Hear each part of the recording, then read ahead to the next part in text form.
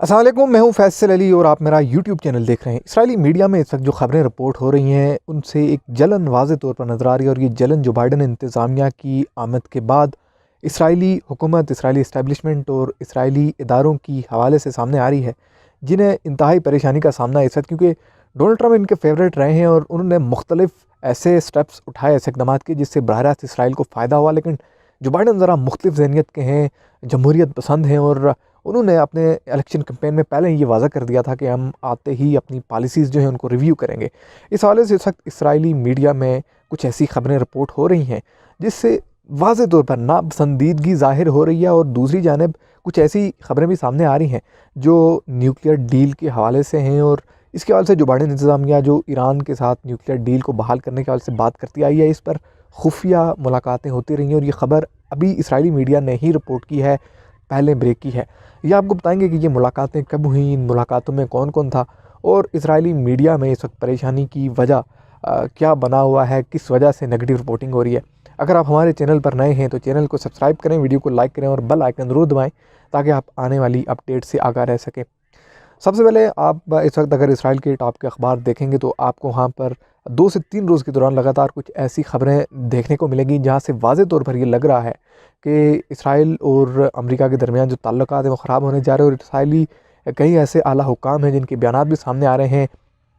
कि वो वाज़े तौर पर यूएस को थ्रेट कर रहे हैं कि अगर आप ईरान के साथ न्यूक्लियर डील को बहाल करने के हवाले से जाएंगे, उस जानिब जाएंगे तो हमारे और आपके ताल्लुकात ख़राब हो जाएंगे और उसके बाद हमारे जो फ़ैसले हैं जो हम करेंगे उससे आप को कोई गर्ज़ नहीं होनी चाहिए और आप यकीन तौर पर उससे मुतासर भी होंगे। इसकी बड़ी मिसाल आप देखेंगे गुज़श्ता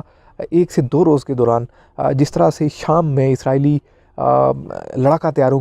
के ज़रिए से जो है वो बमबारी की गई, रॉकेट्स फायर किए गए। अगरचे शाम का जो दिफाई निज़ाम है उन्होंने वो मिज़ाइल्स जो थे उनको हवा में ही मार गिराया, लेकिन ये ऐसे इंडिपेंडेंट स्टेप्स हैं जो इससे पहले यूएस और इसराइल मिलजुल कर लेते रहे हैं। म्यूचुअल आप जिसको कह सकते हैं कि कंट्रीब्यूशन रही है इसमें दोनों जानिब की एजेंसियों की, हुकूमतों की और फौजी अफसरान की, कि वो जिन कंट्रीज़ में वो स्ट्राइक्स करते हैं, बिलखुसूस लबनान हो गया, सीरिया हो गया, इराक़ वगैरह, वहाँ पर ये मिलजुल कर फैसले करते थे। लेकिन हम गुज़श्ता कई रोज़ से देख रहे हैं कि इंडिपेंडेंटली इसराइल ऐसी जहारियत कर रहा है। लेकिन एक ख़बर इस वक्त बड़ी इंटरेस्टिंग है और वो ख़बर इसराइली मीडिया में इस वक्त सामने आ रही है और वो ख़बर है कि जो बाइडन इंतज़ामिया ने इक़्तिदार से में आने से पहले ही, जैसे उन्होंने अपनी इंतखाबी मुहिम में ये वाज़े कर दिया था कि हम ईरान के साथ न्यूक्लियर डील जो है उसको बहाल करेंगे और उसकी जानिब जाएंगे, ईरान पर से पाबंदियाँ भी हटाएंगे। इसकी सख्त मज़ामत इसराइल की जानिब से सामने आई। लेकिन इस वक्त ख़बरें ये आ रही हैं कि 3 हफ़्ते पहले न्यूयॉर्क में ईरानी आला हुकाम और जो बाइडन इंतज़ामिया के कुछ आला तरीन हुकाम के दरमियान मुलाकातें हुई, जहाँ इन चीज़ों को तय कर लिया गया है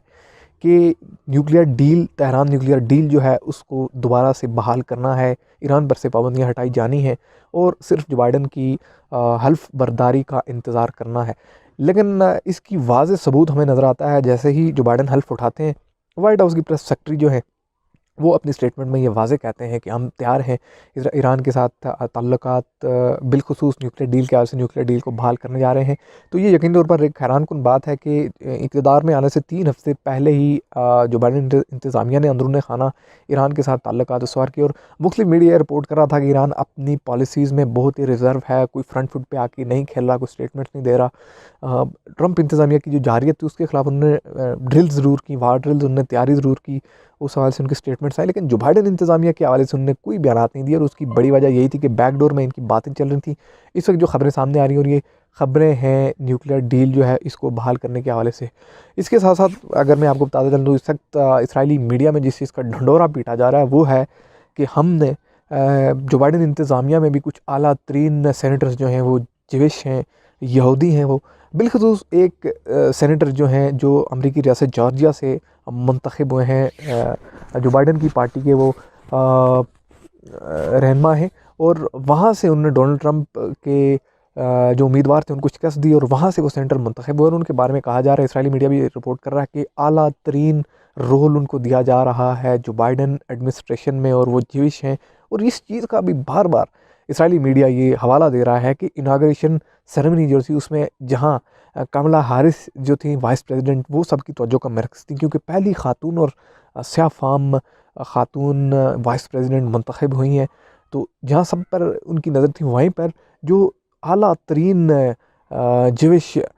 सेनेटर जो जॉर्जिया से सेनेटर मुंतखब हुआ जो बाइडन की पार्टी का, वो भी तवज्जो का मरकज़ था और उसने अपनी तकरीर में अपनी ज्यूइश हिस्ट्री जो है उसको वाज़ेह तौर पर बयान किया और उसने इस चीज़ को बड़ा प्राउडली ऑन किया। यहाँ से आप देख सकते हैं कि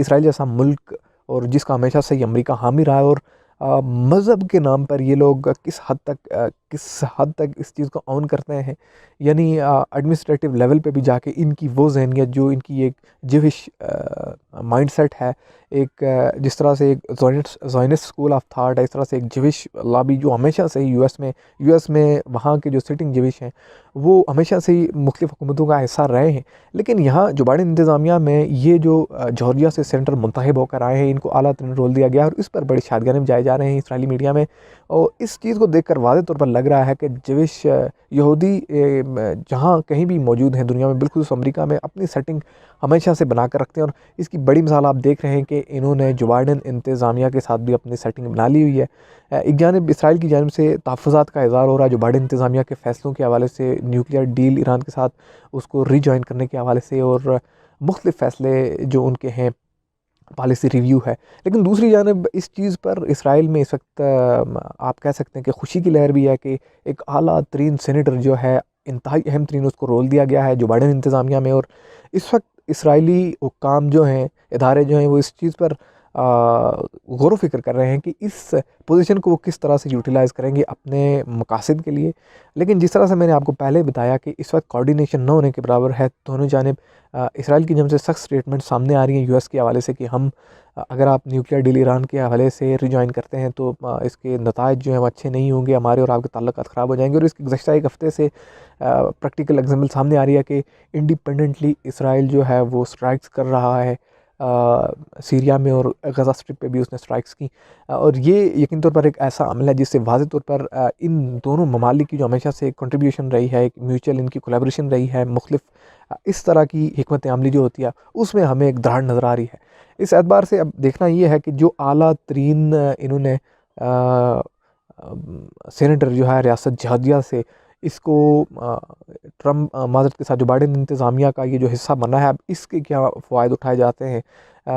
इसराइली मीडिया में ये रिपोर्ट कर रहा है कि ये साबिक एक सहाफ़ी भी रह चुके हैं और बड़े काबिल बंदे, बड़े जो है वो बड़े इंटेलिजेंट हैं। तो इस एतबार से अब देखना ये है कि इनके फ़र्दर क्या इनसे एडवांटेज लिया जाता है। और तेहरान न्यूक्लियर डील जिसकी खबर सामने आई है कि 3 हफ़्ते पहले टॉक्स हो चुकी हैं, बस प्रैक्टिकल इम्प्लीमेंटेशन होना बाकी है। इस पर क्या फ़र्दर डेवलपमेंट सामने आती है। मुझे दीजिए आज की इस वीडियो से इजाज़त। चैनल को ज़रूर सब्सक्राइब करें, वीडियो को लाइक करें और अपना फ़ीडबैक कमेंट की सूरत में ज़रूर दें। अल्लाह हाफ़िज़।